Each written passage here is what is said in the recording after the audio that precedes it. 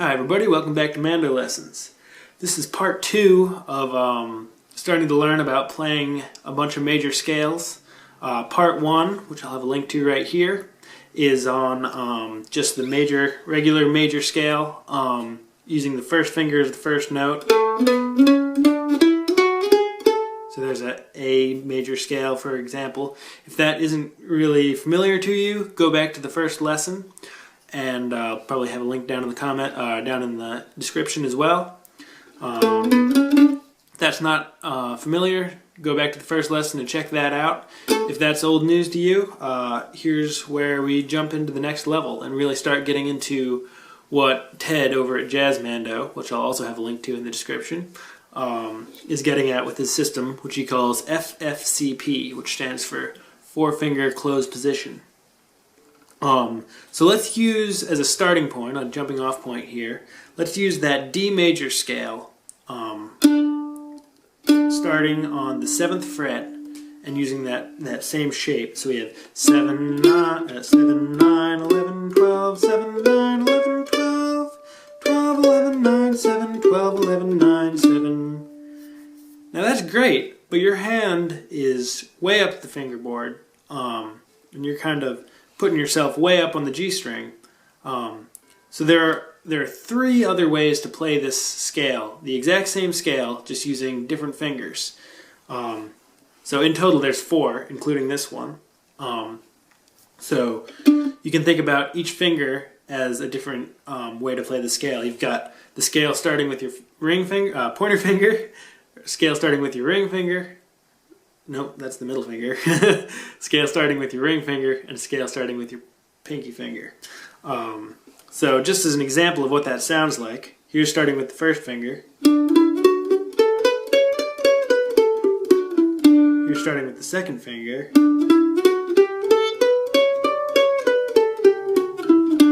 Here's starting with the third finger. And here's starting with your pinky finger.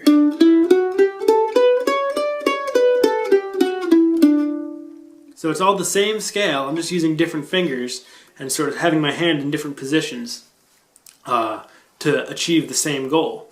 And this comes really in handy when maybe you're improvising, whether it's bluegrass, jazz, just jamming out, whatever kind of music you're playing. Maybe you kind of wind your way up and you say, okay, well I know that's kind of in the scale that I'm working with.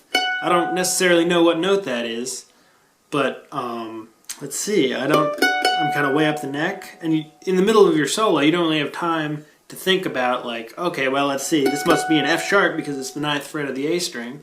That might not be immediately apparent, but what you sort of have is you have that connection to one of these scales. So if you start playing sort of a major scale around wherever you landed, so maybe you end up there, and then you say, well, let's just play a major.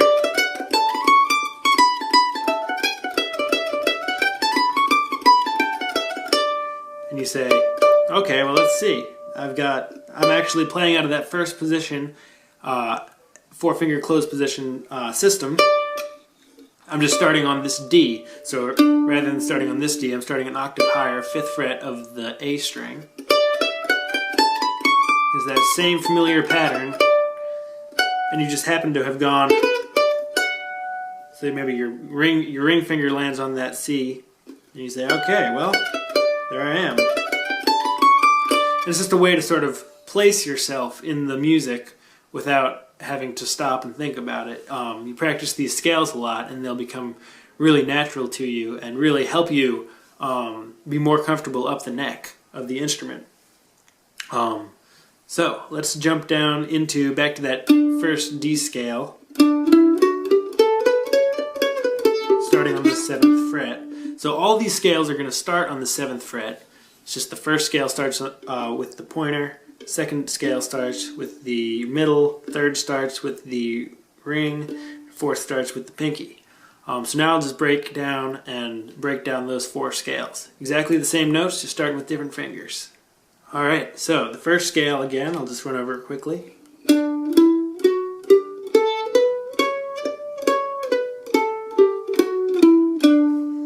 So we've got 7, 9, 11, 12, 7, 9, 11, 12, 12, 11, 9, 7, 12, 11, 9, 7, or 1, 2, 3, 4, 1, 2, 3, 4, if you're thinking about the fingers, or if you're thinking about the notes of the scale, we've got D, E, F sharp, G, A, B, C sharp, D. Now let's move on to the second finger. So you're playing the exact same notes, but you're just starting with your middle finger on the 7th fret. And now, what you can do is you can really use your ear to find a lot of these notes. The first 3 notes are going to be the same, 7, 9, 11, but then you're out of fingers. So you got to get that 12th fret on the next string up, which would be the 5th fret of the D string. So we've got 7, 9, 11, 5. Let's try that again. 7, 9, 11, 5. And then that same pattern again. 7 on the D string. 7, 9, 11, 5. Let's do that again. 7, 9, 11, 5. Put those two together and we get 7, 9, 11, 5. 7, 9, 11, 5. Back down. 5, 11, 9, 7. 5, 11, 9, 7. So there's the second scale. Now moving on to the third finger, what Ted calls FFCP3, 4-finger closed position number 3. We have our ring finger on the 7th fret. The next note, just like it's always been, is the 9th fret on the G string. But now we're out of fingers. We need that 11th fret that we were playing in the first one and the second one back up onto the D string. So we have 7, 9, 4th fret on the D string is the same as the 11th fret on the G string. And then, so we have 7, 9, 4, and then 5, which is the same as the last scale we were doing. So again, that's 7, 9, 4, 5. And then that same pattern again, starting on the D string. 7, 9, 4, 5. Putting those together. 7, 9, 4, 5. 7, 9, 4, 5. Going back down. 5, 4, 9, 7. 5, 4, 9, 7. Alright, the last scale. Same notes, just starting with your pinky. 7. And then you're already out of fingers. So you got to find what would be the 9th fret on the G string, on the D string, which would be the 2nd fret. So we have 7, 2, 4, 5. The 4 and the 5 are the same as the last scale, just with different fingers. So again, 7, 2, 4, 5. And then 7, 2, 4, 5. Same on the D string. 7, 2, 4, 5. So let's put those two together. We get 7, 2, 4, 5. 7, 2, 4, 5. And then back down. 5, 4, 2, 7. 5, 4, 2, 7.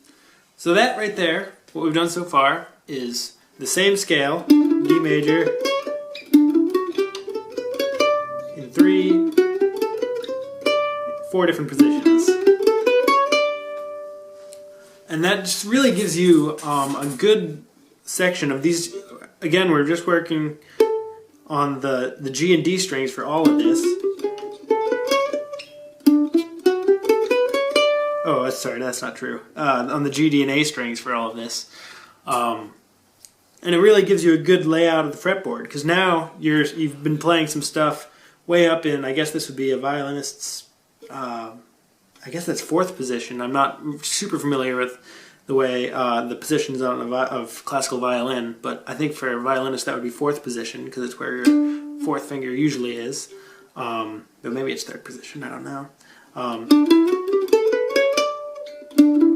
And so you're you're using up more of the fretboard when rather than just being confined down here doing the open scale D. You now have, if you include that open scale, you've got 4 different ways to play those exact notes. 1, 2, 3, 4, sorry, 5. I'm kind of losing my mind thinking about numbers and stuff, but if that makes sense to you, I hope it does. And then what you can start thinking about is maybe you're here and you say, well, I don't want to play with just one octave. I want to keep going up that octave. So maybe you're in the first position there, and you end with your pinky on another D. So you've gone 7, 9, 11, 12, 7, 9, 11, 12. And rather than jumping down to play in the same position, you're already on that 12th fret, which is a D on the D string. And you can play out of that 4th position of just up, starting on the 12th fret,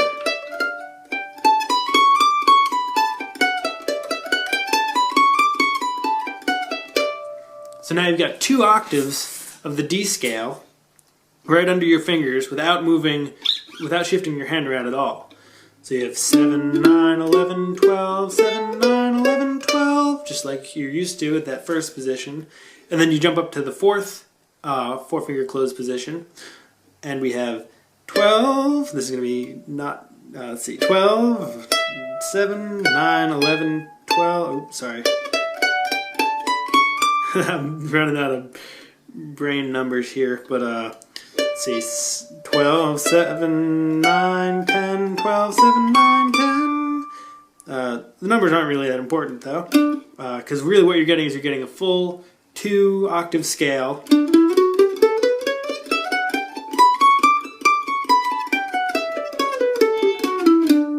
Without moving your hand around. Whereas if you start with this open scale that you probably know of, a D scale,